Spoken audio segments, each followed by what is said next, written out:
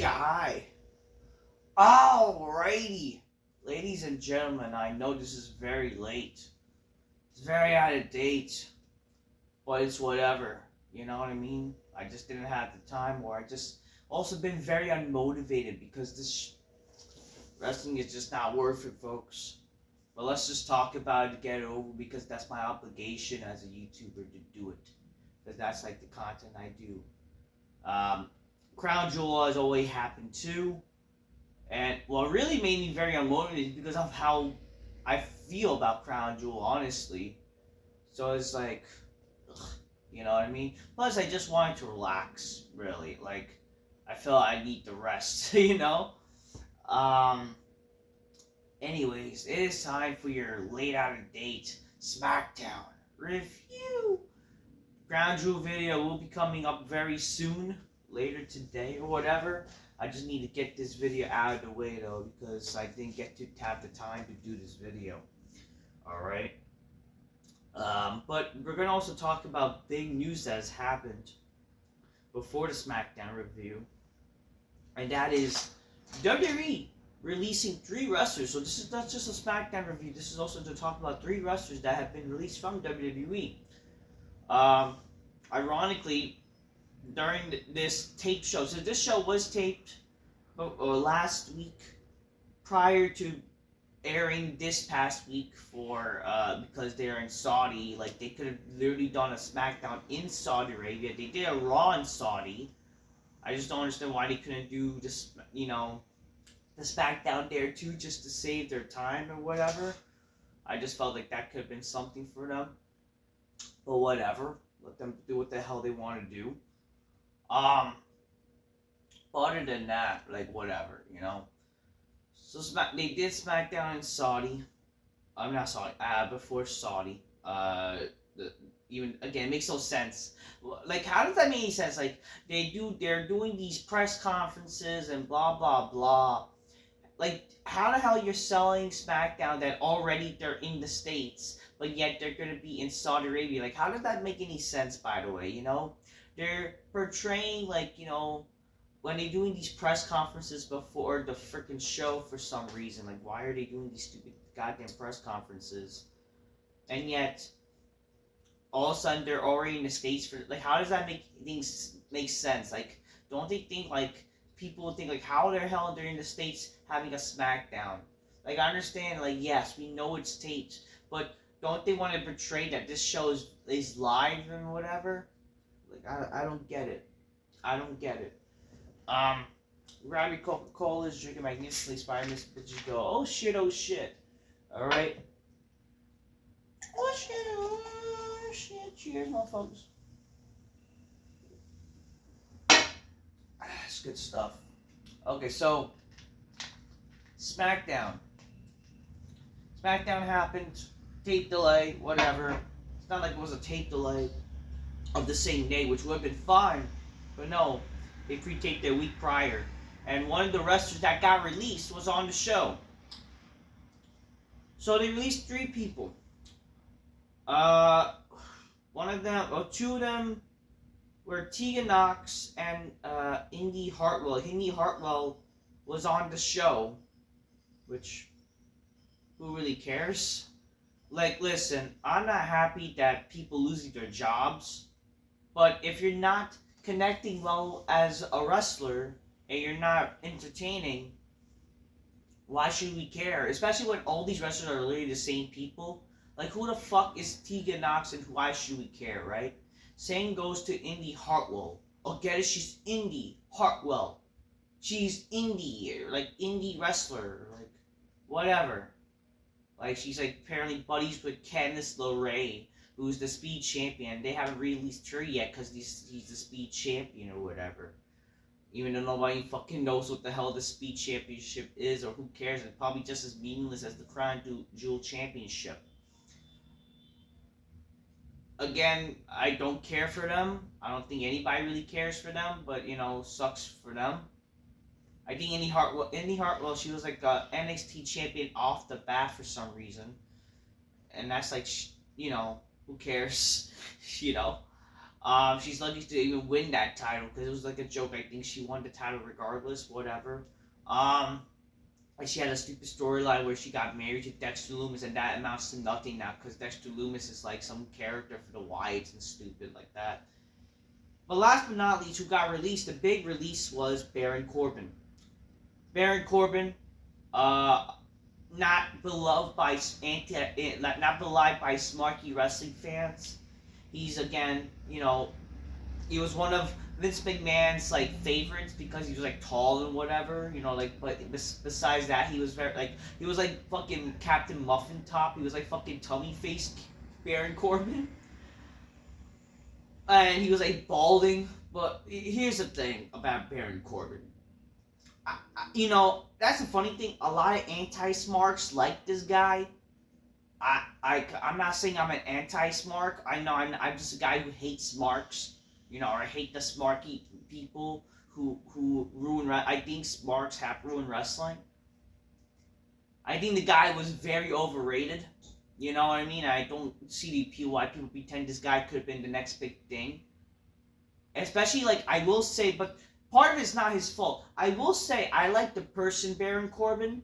It's a darn shame that Baron Corbin did get released because him as a person is actually kind of a cool guy. Like, the guy apparently loves cooking and whatever. He's like a guy who's like a country boy who loves cooking, like, like smoking, whatever. Not smoking, like smoke. Like, he actually like smoking meats and stuff like that. Like, he loves to do that kind of stuff. He has also like a simple kind of life where he just drinks bourbon or whatever. He's like an everyday guy, which is cool. But I will say this again, what was cool about Baron Corbin, like, again, the person Baron Corbin, and I will say this, his bum character was working. But guess what they did? They ruined the bum gimmick. They freaking rushed it so bad, and they ruined the progress of what bum-ass Corbin could have been. When he became a bum where he lost everything, he could have worked as a character. That was working for him, but that they sadly ruined it. They rushed it. Like, why? They could have worked something with that, but they fucking ruined it. So it's a darn shame that they ruined the bum git character, and it amounts to nothing. Like, people liked him in NXT because he was winning matches, which I will say that, like, in NXT, I thought he was very overrated, but at the same time, I saw the appeal, and yeah, like, it's good to see a guy like him was having some dominance in NXT, like him, like, squashing wrestlers, because you rarely see that in wrestling nowadays, where people look dominant, but then they unfortunately ruin his. That's the thing, they ruined him, so why should I care? You know what I mean? And they definitely ruined him when he went to the main roster, but I thought he was pretty boring, very green, even in the main roster, so I don't really get the appeal, and then he became Costable Corbin, which was just a nonsensical thing, like why he became some authority figure, and again, him being the last opponent of Kurt Angle, like, what kind of sense was that? Him being the last opponent of Kurt Angle, and that match was honestly a disgrace for Kurt Angle. The way they booked that storyline for Kurt Angle, make him look like a joke, and again, the way they even look Baron Corbin, like Baron Corbin amounted to nothing, And again, him feuding with Seth Rollins was just a terrible feud for the world title at the time. Like, he was pretty, like, that's the thing. The way they handled him, it was pretty boring. He was pretty, maybe just like, he's just one of those people that, even though he's a cool guy in real life, he just didn't connect well as a wrestler. But then, he proved it as the bum character. It worked. He worked as a bum-ass character. He could have worked well with that. They could have done something like a good story with him, with the bum character, and end up making maybe like a cool baby face, do something with the character, make him beloved. But no, they fucking ruined him.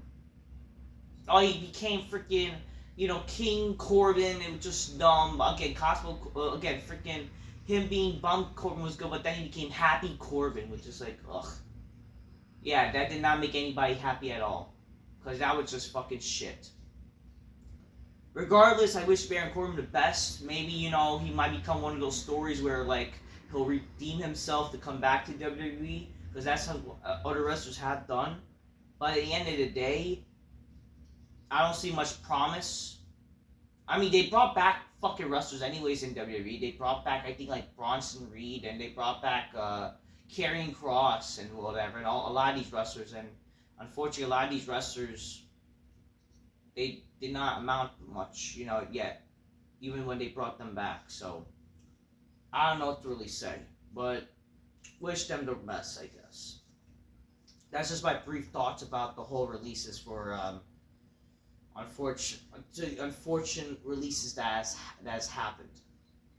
But at the end of the day, it's not like we're losing a lot. We're not losing much. You know what I mean? We're not losing much as fans. They were not like big parts of the show. They were not like these very entertaining people. It's like whatever, you know? But move on to SmackDown. We're gonna go straight through it because nothing much happened to SmackDown where it's like worth talking about it much. Okay, this was the go home show for Crown Jewel, and Crown Jewel ended up being a very meaningless pay-per-view. But we're gonna get over this, and then we're gonna talk about Crown Jewel later today. Raw review will happen Tuesday morning, most likely. I will do the Raw review most likely Tuesday morning. Very busy, lots of videos that I wanted to do, but it, you know, especially before the election day, but it's just time and things got in my way to make me like not as available as I wanted to, but whatever. Show started with Nia Jax, like, alright, there's only one thing in my mind is Crown Jewel Championship, and the last thing I was in Saudi, I was the Queen of the Ring, blah blah blah, and then like Liv Morgan interrupts, like, you know, you talk about your accomplishments, but you're not so great. I also walked out Queen was successful. I retired Becky Lynch. I became the greatest women's champion of all time. And that's what happened. Last time I faced you, I beat you, which, whatever. We gotta definitely talk about Crown Jewel. Like, when I can, I'm gonna talk about Crown Jewel, and it's... ugh. Whatever. Tiffany Stratton comes out. She says, you can argue on one because Crown Jewel's gonna be Tiffy time. And then, you know, I have this briefcase, and I'll be the new Women's World Champion. Or, I don't get me started. I might even be the new WWE Women's Champion. So she's, like, signaling that she doesn't care what Nia Jax feels anymore. So she's kind of, like, over Nia Jax. And you know what? Liv, if I pin you, does that mean I get dirty Dom? Because I need a little dirty in my life. She's, like, she likes it dirty, I guess. So she's kind of like, alright, she's into Dom and whatever, which is like, it's kind of funny, I guess. This leads to a match that there's at least a random match that no one really cares though. I mean, to be fair, like, it's good to see two hot chicks wrestling, but it's just who really cares. There's no story regardless. But anyways, first match, Liv Morgan defeats Tiffany Stratton because of distraction from Nia Jax and whatever, and that messed up everything. We get Kevin Owens promo. Kevin Owens says, ready. I've been trying to call you all week. I've been on answer, but, you know, I'm saying this to WWE, but just, I never really want to hurt you because I like you. You know, you can say that, you know, I turn on everybody, but, like, I'm going to have to hurt you for choosing, for not, because it's your fault that you chose, you did not choose me. You betrayed me, buddy. Second match, the Street Profits defeats Pretty Dead. No one cares. Tiffany Stratton tries to reassure Nia Jax she was just playing mind games with Liv Morgan, but that was all part of the plan, and now they're all buddy-buddy again, whatever. The third match, Naomi and Bayley defeats Candice LeRae and the now released Indi Hartwell. Nobody cares what a joke of a segment that was. We then see Roman Reigns, Jimmy Uso, and the Jey Uso segment. They come out. Jimmy Uso says, "Big Jim in the OC now in your city. Can I give all 100 of you? Big Uso in the Chopper Tree for stronger than ever before. But we're not solid. But because we need whatever. I made up with my brother, but I'm gonna need you to make up with my brother too. He's your cousin, we're family. We gotta do this together if we want. We're gonna coexist with Crown Jewel, mean shit." Roman Reigns extends his hand, but then Then Jey Uso comes out. Jey Uso says, "Let me mark this thing. This match, this fight, I'm only took it because back as Solo because he cost me my championship. He's missing my family. Hey, this right here though, us three, it's not all fixed. Am I be honest with you? We need to be equals. You know, physical damage, emotional damage. I'm tired of it. well, you know, if I'm not lacking anymore. I'm not your right hand anymore. I'm your equal now. And if we gonna work together, we need to be equal. So if we equal, give me a yeet or whatever. And then Roman does said yeet. And then they all put their hands in the ones. So they made up. Even though there's a lot of dissension between the bloodline a little bit, which happens on Crown Jewel. We get backstage segment with the Motor City Machine Guns that they say they haven't changed, and their goal was to be the greatest tag team of all time in one, and then A-Town Down Under gets involved with this segment, and no one cares. And like, oh, they get invited to Grayson Waller effect, and how we were the great tag team before you guys come in, and then this leads to a segment next week where they're gonna have a Grayson Waller effect segment that no one cares about. Io Sky defeated Bianca Belair, Lash Legend, and Piper Niven in the Fatal 4 match that meant nothing. This is a little preview for the Fatal 4 tag match for the show, even though nobody fucking cares. We got a Social Call segment that says, you know, Roman and you two brothers, you know, I'm not the bad guy. I'm the bad guy, right? Even though Roman messed with my mind, he made me who I am. He took advantage of me. He never cared for me. And that's why I'm going to prove to y'all that I, you know, whatever, that I'm the real tribal chief and I'm the only good tribal chief or whatever. Acknowledge me. So that's what happened in the main event. We get Cody Rhodes and Randy Orton defeating Imperium. The match was whatever. It wasn't long, but it was whatever. I mean, sure, it was. If there was a story in this match, which there's not really a story, because again, for the Crown Jewel Championship, it's just a match that's made to do in Saudi when there's no real story. This would have been fine. You know, again, you did have Orton, Gunter, a little backstory or whatever. Cody, but again, it's whatever. The match was fine. Cody pinned Ludwig. Orton does the arcade to Gunter to stop him from getting involved. Match was fine, I guess. After the match, both Orton and Cody were celebrating, but then you see Kevin Owens attack Orton with a steel chair out of nowhere, whatever. And then Cody's like, oh, what the heck's going on? And then Gunter grabs Cody and does the choke on him. And that leads to Crown Jewel. Match was whatever. That ending was whatever. You know, it was okay. A little cliffhanger. But other than that, the show was just not, at the very best, was worth watching, you know? So that was SmackDown. SmackDown was pretty boring for the most part, especially for the Go-Home show, and it felt taped, definitely. Anyways, that's what I'm going to say. Until next time, peace here. But I don't want a show feel taped and not good, too. That's a bad thing. That's SmackDown for you. SmackDown was pretty boring. That's my opinion. Until next time, peace here. Bye. Crown Jewel video coming up very soon. Later. Thank you very much.